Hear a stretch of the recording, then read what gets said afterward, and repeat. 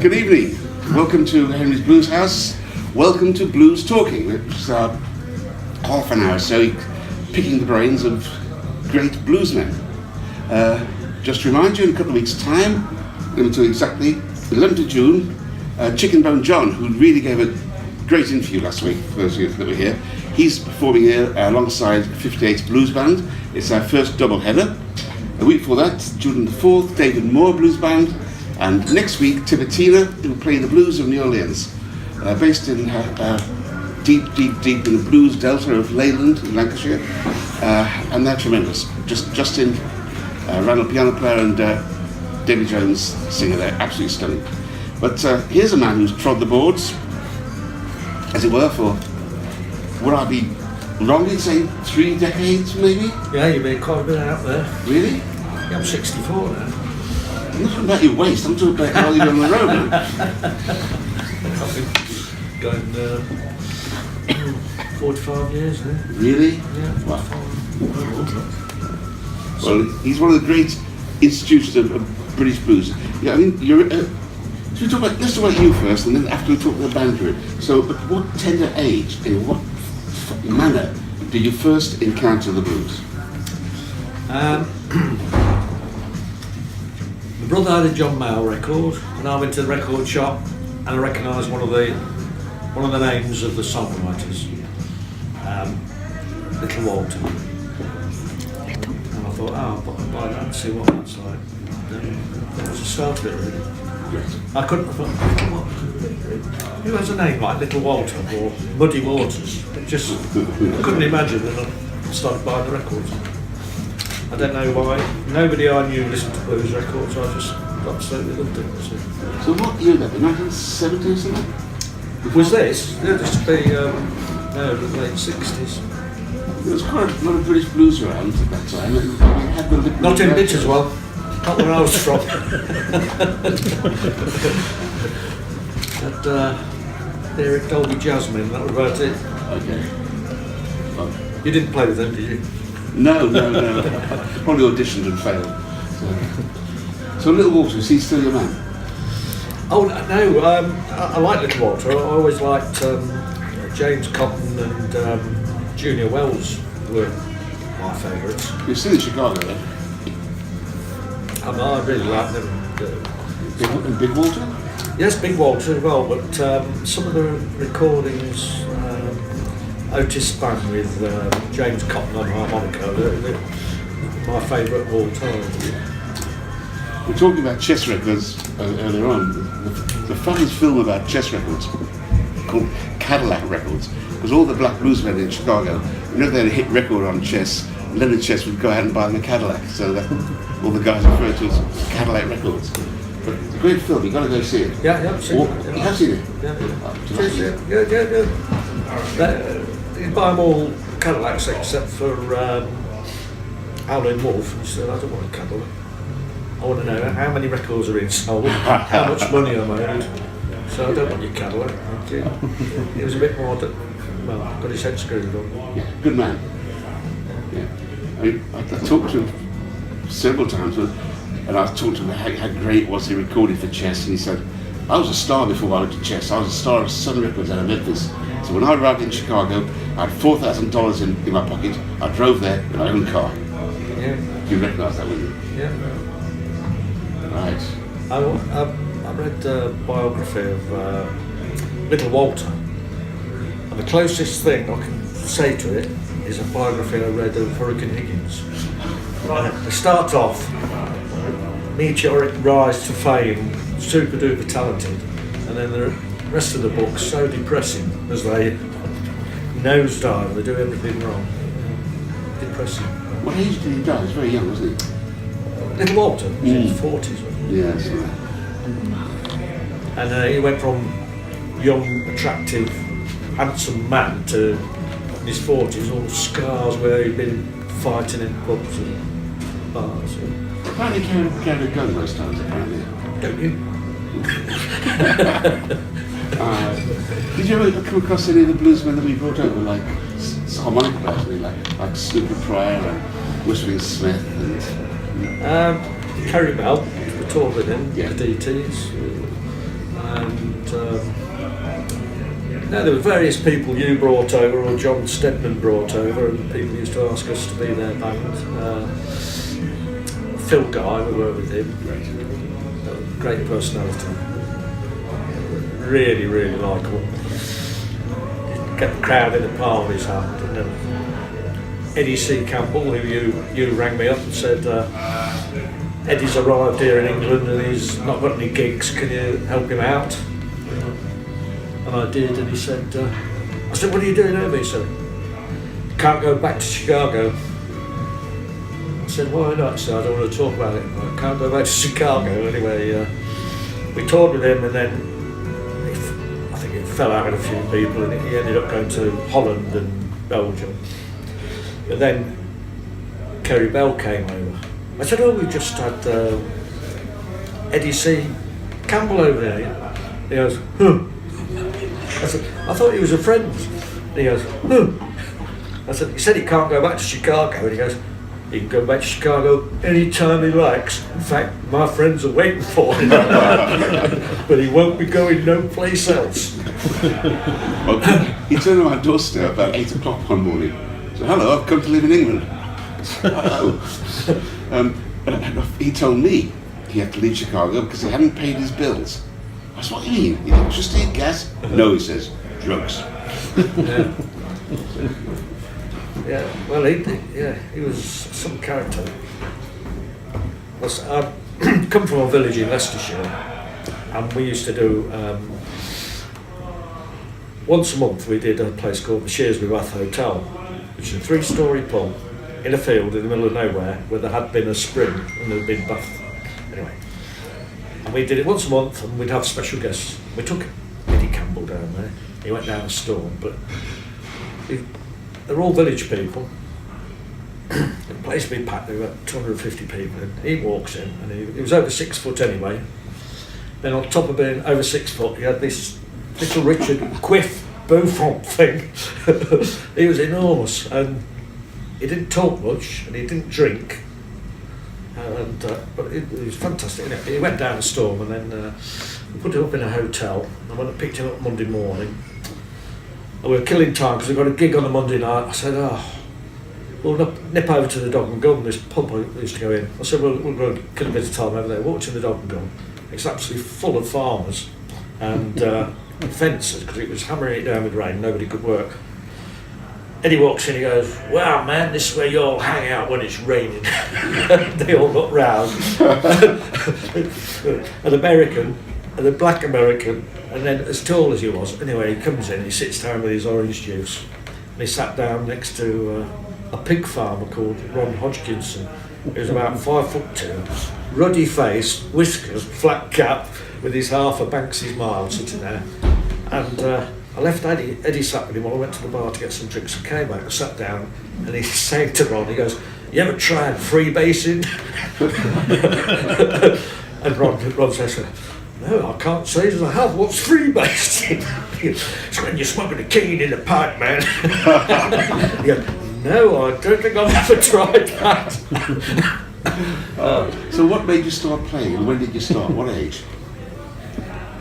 Well, I bought a harmonica virtually straight away when I heard it. I thought, oh, I'd like to play that. So I was 16, I suppose, and tried to learn how to play Partridge's Farm with John Mayle, and then took it from there, and then started playing around with Muddy Waters, and I bought a Muddy Waters compilation, which in later years I realised was about the most difficult thing you could pick to try and play along with, because Little Walters was playing in all different positions on the harmonica, and it wasn't the easiest way to learn, but so I just taught myself. I never had a book, or I didn't know anybody else who played, or so the good thing is I've got sort of my own style. So did you first form your own band, or did you join a band, or where the DTs come in? I got a job in a factory, and somebody at the factory was learning guitar. He said, oh, bring the guitar in. His name was Nicky Garrett, who became a guitar player in the UK subs. But anyway, he used to bring his guitar every day to work, and we used to play in the lunch hour and the tea breaks. And then we got a drummer, then we got another guitar player, we got a bass player. It just evolved, and started playing regularly, gigging. And then one group led to another. You meet better musicians and you move on. And then we ended up, I formed the DTs in 1981. Was that your band? Yeah. Who was in it? Was Justin Randall in it? No, it was me, Alan Taylor, Craig Rind on bass, and the original drummer was Richard Monk. We did a few gigs, and then we got a support with George Thorogood, and we went down an absolute storm. We came off stage, and somebody came up and said, "Can you play at the Retford Porterhouse on Monday, supporting Robert Plant?" I said, "I should think so." And it just took off. It took off. It really took off. Yeah, it was good. I mean, in blues terms, it was one of Britain's big name bands, wasn't it? Well, I don't know about it. It didn't really take off. We used to do very well in the Midlands, but we never got a foot in the door in London. We used to do Dingwalls a lot and supports at the Marquee, but we never. Well, those are the two venues that you have to play. Yeah. And then, but all the musicians always liked us, and Steve Marriott saw us, and then phoned me up, asked if we'd be his band. He took the whole band on. Yeah. I knew you worked with him. I imagine No, he took the whole band on. He said he'd had a fallout with the people he was working with, and so we did 2.5 years with his band, and then some of the DTs left and joined Dr. Feelgood, the bass player and the guitar player, and I stayed with Steve Marriott on my own. Happy days. And Bo Diddley? Well, Bo Diddley saw the DTs at the General Wolf. He saw us do the sound check, and then he came straight up to me and he goes, "Will you play on the next recording?" I started sort of titching. Yeah, of course we will. Yeah. He said, "How much are you going to charge me?" I said, "How much are we going to charge you?" I thought he was messing about. Anyway, I'm standing there talking to him and sort of larking about. And then he went off upstairs to his dressing room, and then the landlord of the pub, Ken, came over and he goes, "Are you going to do it?" I said, "Do what?" He said, "Play on the recording." I said, "What do you know then?" He said, "Who's it?" He came and asked me before he asked you. He said he wants you on his next record. I said, I thought he was messing about. Anyway, I had to go up the stairs, banged on the door. I thought, what he said, "Yeah." I said, "Mr. Diddley, can I have a word?" I went, "Do you call him Lars McDaniels?" I didn't know. So Mr. Diddley. I said, "There's a bit of a mix-up here. I thought you were joking." He went, No, on the next record. So, yeah, we went down to where was that recorded? Denmark Street. I can't remember the name of the studio. Central Sound? Can't remember. They had yes, it was, yeah. Central Sound. Yeah. Good studio. Well, it was good because I used Bo's amp, and we got a really nice distorted Chicago amplified harp sound, and we did the recording. Then he went in and he mixed himself a copy, and he was going, "Oh man, Southside Chicago." We were really happy with it. He went off, and I was really happy, and I went back to Leicester. Then he went back to America, and he asked me if I was interested in going to America, and I thought, "Oh." But, first of many times you get told these things and nothing ever happens. But anyway, the record came out and it had been remixed and loads of reverb on the harmonica, and you could hear this sort of pathetic noise in the background. I was disappointed, but there we go. Still a great experience. What was the album called? It was the song. I called it "Sing Baby Sing," but he was under another name called "Don't Know Where I've Been." Red Lightning put it out. What was the guy's name there? Pete Sherps. That's right. It's going back a while. So, what came next? 9 Below Zero? Well, I carried on with a band called the DTs, but with different members, and then got the phone call one night I was watching the telly, the phone rings, and it was Dennis Greaves from 9 Below Zero saying, the harmonica player's taken ill. How do you feel about flying out? We're in Scandinavia, how do you feel about coming out? I said, well, I'd love to come out.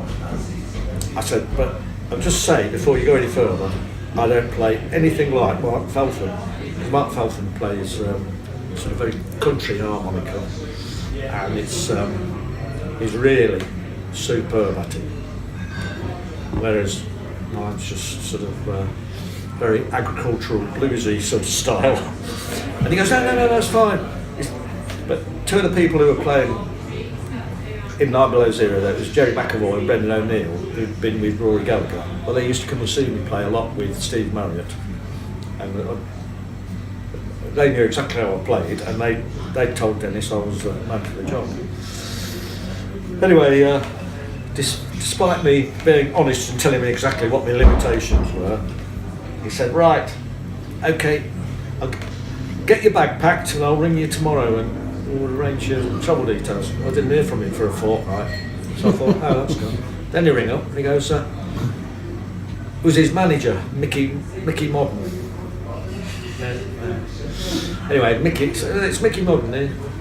He said, how do you feel about flying out to Hamburg? I said, well, it's Scandinavia last time. My phone call goes, yeah, well, they've had somebody else out and he hasn't turned out. I've sent him home. Can you fly out to Hamburg? So I said, well, yeah, I can do, if you send me the ticket. He goes, no, if you go out there, we'll reimburse you. I said, no, I don't think so. I said, if you've got a ticket for me, I'll go. So they sent me a ticket and I went out and I did a month with them.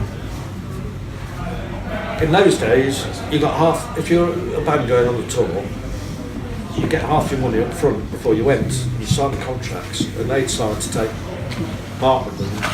Mark had illness, had to go home. So to fulfil the contract they needed an harmonica player, and Mark went home with a nervous breakdown. After I'd been there a month, the rest of them were about in the same state.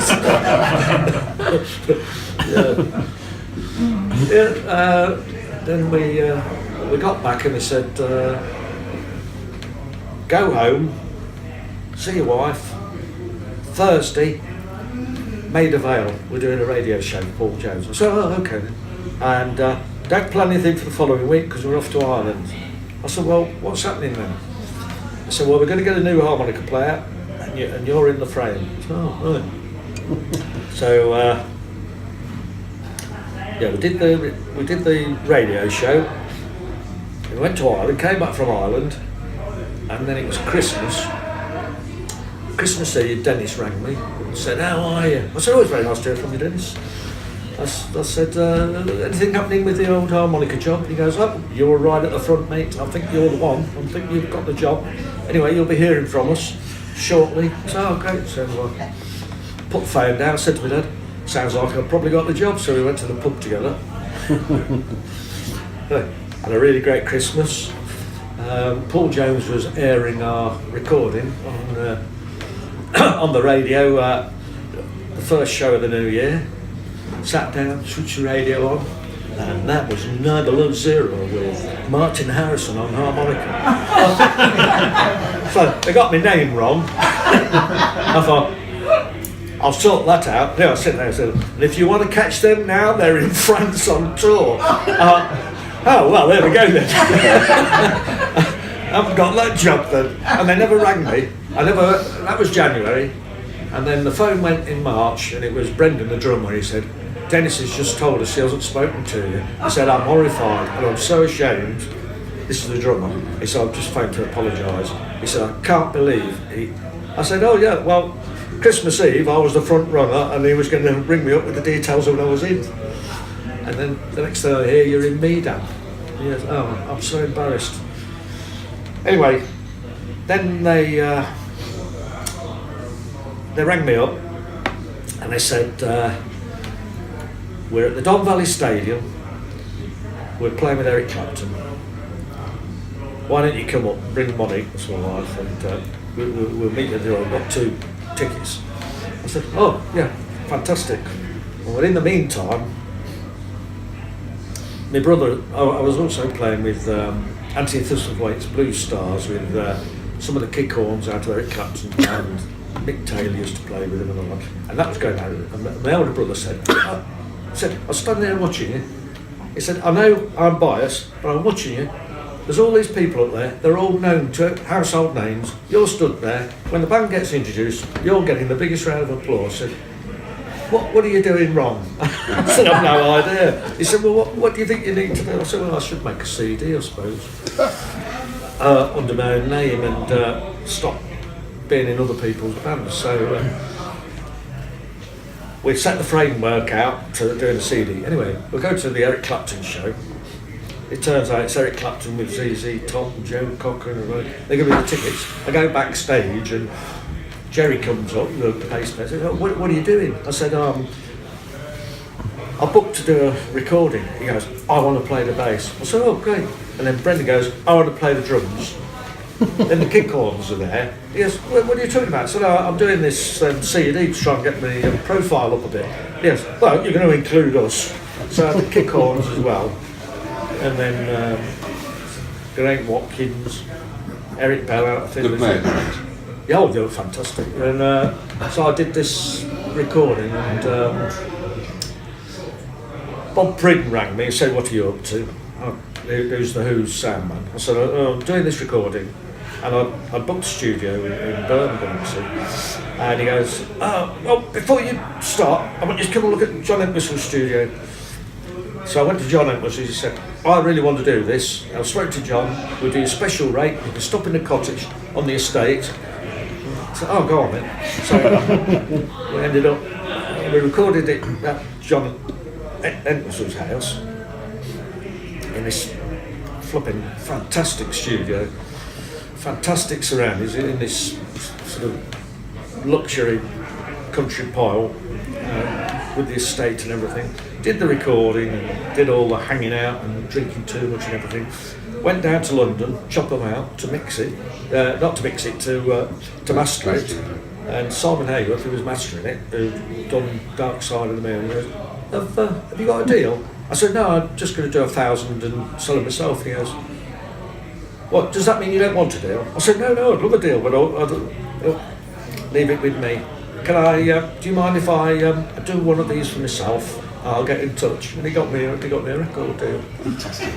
Who's that with? That was with Music Maker Records, which was Music Maker Publications. So they own Guitarist Magazine, Keyboard, everything. It was a fantastic shot in the arm for my start as a solo artist. It was great. So that was it really, and I just carried on. And your discography now, what is it, a dozen, 15 albums? No, nothing like that. Is it? No, I haven't done one for you yet, Jim. I'm saving up. No, I've done. I've seen lots of your albums around. No, I did two LPs. One for Pete Shirts for Red Lightning, which went out under Mooncrest label, but it was for Pete Shirts. And then we did one for the Backstreet Heroes Motorbike magazine. And then I did two for Music Maker Records, and then I did some more recording for them, and then I put them out myself in the end because it was more profitable. Sounds like these 6 or 8 albums then. Well, there's I bet there's 6 with Steve Marriott that people have put out since he died. I'm on, but under my own name, yeah. Great. Yeah, So tell me, I don't get too techy about it, because I don't know anything about it. Why do the old bluesmen keep talking about marine band harmonicas? Is that what you ever played? that's what I started, yeah. Well, there were Echo Super Vampers that were called when I started, 9 or 6 months. But they were the ones, Wooden Cone, that's what everybody played. And they don't last very long. I mean, how long they would have last people playing in a nightclub up, 6 hours a night. I mean, I used to get through no end of them. And I know James Cotton there's photos of him with a great big sack full of broken harmonicas. Did he carry like an ammunition belt? With harps in? Mojo Buford did. Was that him? Okay. Yeah, and yeah. I knew it was one of the money guys. Yeah, Mojo Buford. Yeah. But you, I played with him as well. He's a fantastic guy. Fantastic. I recorded an old guy called Dr. Ross. Dr. Ross. Yeah. Well, we played, supported him in Leicester, and then he stopped the night with the organisers, and we had a bit of a drink afterwards. Oh, great character. Terrible drinker. He was part Didn't seem that bad to me. he was part Indian. He got drunk very, very quickly. Now. Well, he was all right when I was with. The funny thing, he did his show. He's fantastic. He's one-man band, and his syncopation with his rhythm on his guitar and tapping the guitar and the rhythmic patterns on the harmonica, unmatched, weren't they? It's fantastic. It's just, I was spellbound by them. And I'd been from years before, and my mum had bought me a record on Electra. It was. I've still got it. That Squirrel. Really? It's not called Cat Squirrel now, but it's on Electra. It was black, white, and yellow. It was only 3 colours. And anyway, and I've been trying to learn his songs. And anyway, so I got him face to face. So I'm 17, maybe 18 years old. We've done the show, we're having a drink, and I said, I've been trying to play that one. I'm going like this. And I said, I can't understand what you're singing. I said, I've got the first bit. So I'm reading the chord of babes, laying upon that shelf. Get your clothes, Dr. Ross, are going to fit you neat. He goes, yeah. He's going, yeah. I said, this next bit I don't understand. I said, what's a motor say? He said, motor say? I said, yeah. What's a... That's it, babe, I ain't got a motor say. He said, no, I ain't got no motor say. Yeah, of course. Had to make myself look stupid. As a proper harmonica player, I'm always interested in how you rate the great well-known bands like Jesse Fuller and Duke Boy Bonham and Dr. Ross as harmonica players, because they were sort of limited, playing off a chest rack, weren't they? Well, I didn't think he was limited, no. But he played off a chest rack, he didn't have He did, no. Decoration Day, he played off the rack. Oh, no, I thought it was from him. And Jesse Fuller? Well, I'm not so aware of it, but no, I wouldn't call Dr. Ross. Yeah, well, people think they're rudimentary. People think Jimmy Reed's rudimentary, but In the right way. you try and do it and make it sound as good. It's not easy. So talking about obscure players, are you aware of people like, I don't know, Schoolboy Cleve? No. Mississippi Willie Morris? No, they've never heard of me either. They speak very well of you. I got a phone call. Bob Moore, he used to have a pub in Birmingham years ago. Is that the Cannonball? The Breeding Bar here. Breeding Bar, is it? I'd met him years before, like, in Oxford, but he rang me up and said, you've got to come down. He got a pub at Bicester then, and he said, we've got Honeyboy Edwards coming. He said, you've got to come down. He said I'll introduce you to him. And I said, great. So I went down there, and he was touring England with a guitar player from America who was playing bass just to back him up a bit. And he got Dave Peabody with him. He was bumped into Dave. Yeah. Anyway, they were setting up, and Bob spoke to Honeyboy Edwards and said to Simon, he's going to play that. I said, oh yeah. So it was all sort of discussed, and I was going to go up and play with him for 2 or 3 songs, and Dave Peabody goes, you're getting up with Honeyboy? I said, yeah. He goes, well, you know who he's played with, don't you? I seem to have got somebody's nerves there. Sort of encroaching on his territory or something. He said he's played with Little Walter, Big Walter, Sonny Boy 1, Sonny Boy 2, Junior Wells. I said, oh really? Yeah. I said he'll be able to put me on his CV in a minute. And he's so grateful he lent you his name. No. Anyway, I went up and played, and he turned around and he goes, "Man, you sure got the tone." I thought, "Oh, that'll do me, thank you very much." And we went to the bar, and I said, "Why do they call you Honey Boy?" And he goes, "When I was a little bitty child, my sisters going, 'Come here, little Honey Boy,' and I kept falling over, and they would." That's where it came from. He says, "Why do they call you Honey Boy?" I said, "I stole it off you." so it went really well with you. Somebody wrote it on a poster once, so I thought, well, that sounds funny, I'll keep that. Well, in Birmingham, we really think what you do with Bob over this. Do you remember any of this, Bob? I know you've got a pretty dodgy memory. He did a 6-week tour in Germany. He did a 6-week tour in Germany with the original King Biscuit Boy, and he says he remembers nothing for 6 weeks. There is a video. Yes, there is. He looks as though he remembers nothing. So you work with Bob, which is great.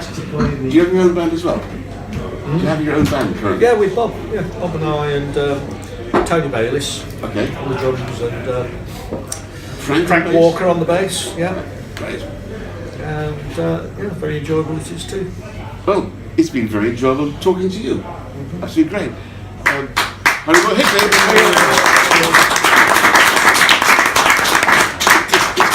It's customary to invite questions. Now, Pedro over there, Pedro Cavallo, he's full of questions. He always interrogates me whenever I meet him in Starbucks or Morrison's or somewhere like that. Have any of you got any questions for Honeyboy? You must have. That's that then. I was struggling to keep up with all the names that you mentioned. Yeah, there was a spin-off that joined Dr. Feelgood.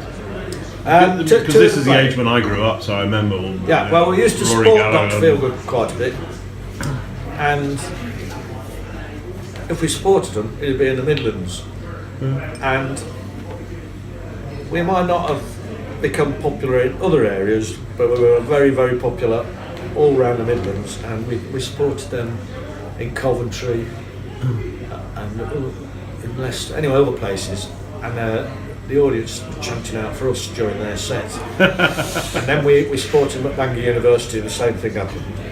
And then they spoke to Steve, our guitar player, and asked him to join them. And then a year later they got in touch and asked Craig, the bass player, to join. So, but Steve's still doing it. I mean, there's none of the originals left in it now, but he's still touring in the band that tours and stuff. You mentioned Eric Bell. Was that Eric Bell, was in Thin Music? Yeah. Well, he used to do the same gigs as the DTs. We got to know him because he used to play the General Wolf and JB's at Dudley, and we became friends. Yeah, he played on the first solo CD. Great. He's an amazing guitarist. He is. Funnily enough, he did the recording with me, and then we were chattering away, and he said, I was in Shaftesbury Avenue looking in a guitar window, and Rory came up. Before Rory died, he was on, had a liver transplant. He was on medication which didn't agree with alcohol, and he did a couple of shows and he had a drink, and it's affected with the alcohol, and his memory went, and he couldn't remember how the songs went, and he got booed off stage. Anyway, Eric had met him outside this. He said, I'm feeling really down and bad about it. And he said, let's go for a pint. So they went in a pint along Tottenham Court Road somewhere, and he was pouring his heart out to Eric, and Eric said, look, Rory, I've seen B.B. King, I've seen Freddie King, I've seen Albert King. I said, I've seen them all. He said, none of them touched me like you've touched me. I thought, what a lovely thing to say. Yeah. A lot of people felt that there about Rory. Yeah, fantastic. Very, very, well, I found it very pleasant chap, very easy to get on with. He played the original Henrys. back in the day. With taste. Did he? Several times. It must have been extraordinary when you said you were going to record your first CD and all these people basically lined up and said, I want to be part of it. It was, yeah. It was it's unbelievable. Oh, on cloud nine, it was brilliant. They all turned up. And Anthony Thistlethwaite played on it, who was then in the Waterboys. And we all stayed at John Entwistle's house, and then he had a couple of parties while we were there. Just a couple. His son's 21st birthday party, and he asked us all to go down to the party. I said to the others, well, we don't really know anybody. I don't think it's a good idea to go. Let's go to the pub first. Anyway. So it was still in the wild. We went up to the pub, I think it's called the Queen's, where we used to go every evening for a drink. We're drinking there until closing time. Like, right, yeah, let's go to the party then. And we walked down to John's house just as an ambulance is taking one of the guests away. You missed all the fun. Well, no, don't think we'd missed all the fun. No. Then we went and joined in the party, and went on till daylight, and then we went and had a few hours sleep, and then we went back in the studio. That's not the way to record, is it? Allegedly. Not textbook, no. How many albums were made that way, though? Yeah. They probably took 3 weeks instead of 3 days. Next week, in Blues Talking is Ricky Cool, and upstairs will be Tipitina from Leyland in Leicestershire, and I hope you'll come back again. It's been very nice for you to spend your time with us. Thank you very much indeed, and thanks particularly to Simon Honeyboy Hickling.